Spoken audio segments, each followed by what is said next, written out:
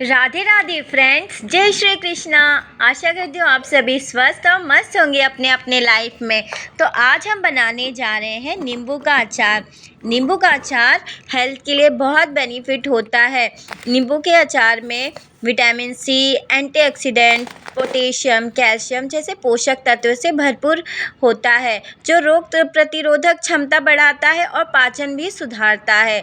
अपाच, gas, कब्ज में भी राहत देता है और ये हड्डियों को भी मजबूत करता है। तो एक बार इस तरीके से आप नींबू का अचार ज़रूर बनाकर खाइए, क्योंकि इस तरीके से विधि जो मैं बता रही हूँ इसमें ज़ीरो ऑयल का इस्तेमाल किया है, मतलब इसमें बिल्कुल भी ऑयल का इस्तेमाल नहीं किया है।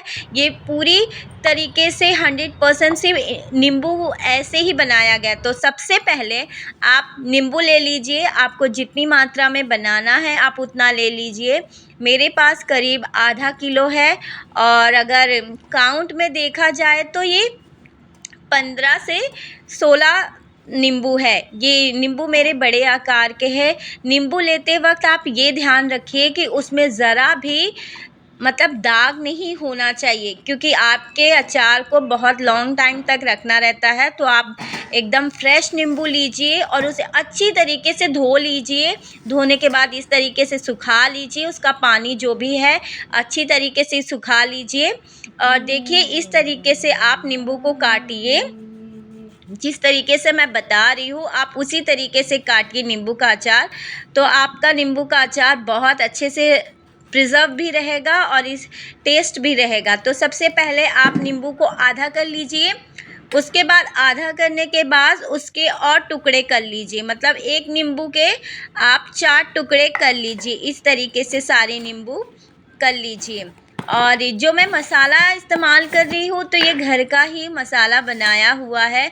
अगर आपको इस मसाले की रेसिपी चाहिए तो आप कमेंट में ज़रूर बताइए। प्लीज़, मैं आपके कमेंट सबके पढ़ूँगी। आपको जैसी रेसिपी लगेगी मैं आपको ज़रूर नेक्स्ट रेसिपी पे इस मसाले की रेसिपी दे दूँगी। तो देखिए, इससे पहले मैंने मिर्ची का अचार भी बनाया था। तो मेरा मिर्ची का अचार तो अभी फ़िलहाल ख़त्म हो गया है और इसे मुझे जो जार है उसे कांच के ही जार में नींबू का अचार रखना है, क्योंकि अगर हम प्लास्टिक पे नींबू का अचार रखेंगे और इसे हमें धूप में रखना है तो क्या होता है, प्लास्टिक रिएक्ट करता है धूप में जाकर। इसीलिए हमें कांच की बरनी या फिर चीनी मिट्टी की बर्नी होती है ना, आप उसका इस्तेमाल कर लीजिए। अगर आपके पास मिट्टी का बर्तन है तो आप मिट्टी के बर्तन में भी अचार डाल सकते। तो देखिए, पहले मैंने कांच के जार में जो मेरे मिर्ची का अचार था वो मैंने इस तरीके से पलटी कर लिया है प्लास्टिक केस में, क्योंकि मेरे पास दूसरा कांच का जार नहीं था।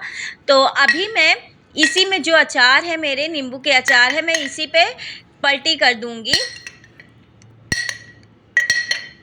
नेक्स्ट रेसिपी में मैं आपको मिर्ची का अचार भी बता दूंगी, नींबू और मिर्ची दोनों मिक्स करके बताऊंगी। तो देखिए, जो सबसे पहले मैंने क्या किया है, देखिए जो मेरे कटे हुए नींबू थे, जो मैंने अच्छे तरीके से उनको धुल के पोंछ के अच्छी तरीके से काट लिया था नींबू को, उसी तरीके से मैं इस जार में डायरेक्टली ही डाल दूंगी, बिना किसी नमक हल्दी वगैरह कोई इस्तेमाल नहीं किया है। मैं पहले ऐसे ही डाल रही हूँ, क्योंकि अगर हम उसमें नमक हल्दी डालेंगे फिर वो पानी छोड़ेगा तो बेवजह ख़राब हो जाएगा। तो इस तरीके से आप भी करिए। पहले आप जार में डाल लीजिए, फिर आपके पास जो भी सूखे मसाले हैं, आप मसाले की अगर रेसिपी चाहिए तो मैं आपको बता दूंगी। पहले मैंने मसाले डाल दिए हैं इस पर। आप मसाले की मात्रा कम और ज़्यादा भी कर सकते हैं, जैसे आपको मसाला पसंद है। तो ये घर का बना हुआ मसाला है और बहुत ही टेस्टी, अजवाइन, जीरा, मेथी, धनिया सब है। तो मैं अच्छे से डाल रही हूँ इसको। इसे मैंने दरदरा पीस लिया था इस मसाले को। साथ ही साथ मैंने अजवाइन डाला है, क्योंकि अजवाइन पेट के लिए बहुत ही फ़ायदे होता है। पाचन, अगर हमारे खाने को पचाना होता है तो अजवाइन आपने सुना होगा, उसका फोका लगाते हैं, खाते हैं। तो इस तरीके से मैंने अजवाइन को अच्छे तरीके से मसल के डाल दिया है। तो आप भी इसी तरीके से बनाइए। मैं इसमें ज़ीरो ऑयल है, पूरा कोई इस्तेमाल नहीं कर रही हूँ इस पर। और फिर मैंने हल्दी पाउडर डाल दिया है इस तरीके से। हल्दी डालने के बाद मैंने इसमें लहसुन भी डाल दिया है। लहसुन ऑप्शन है, आपको जैसे पसंद है आप डालिए। नमक मेरे मसाले के अंदर ही था तो मैंने अलग से नमक नहीं डाला है। तो मसाले के साथ बनाते वक्त ही मैंने नमक डाल दिया। अब अच्छी तरीके से सारे मसाले को आप ना इस तरीके से हिलाते हुए ऊपर नीचे अच्छी तरीके से घुमाते हुए ना अच्छी तरीके से आप मिक्स कर लीजिए। पहले ऊपर नीचे जैसे आप अच्छे से करेंगे ना तो सारे मसाले ना आपके नींबू में लग जाएंगे, क्योंकि ये बहुत ही स्वादिष्ट और टेस्टी रहता है। तो देखिए इस तरीके से आप देखें, अभी देख लीजिए आप, ये ऐसे दिखता है, कितना टेस्टी और यम्मी लगता है। तो इसे थोड़ा सा समय लगेगा, 3-4 दिन के लिए समय लगेगा, क्योंकि इसकी जो ऊपरी परत होती है नींबू की, हमें डायरेक्टली नहीं खाना होता है।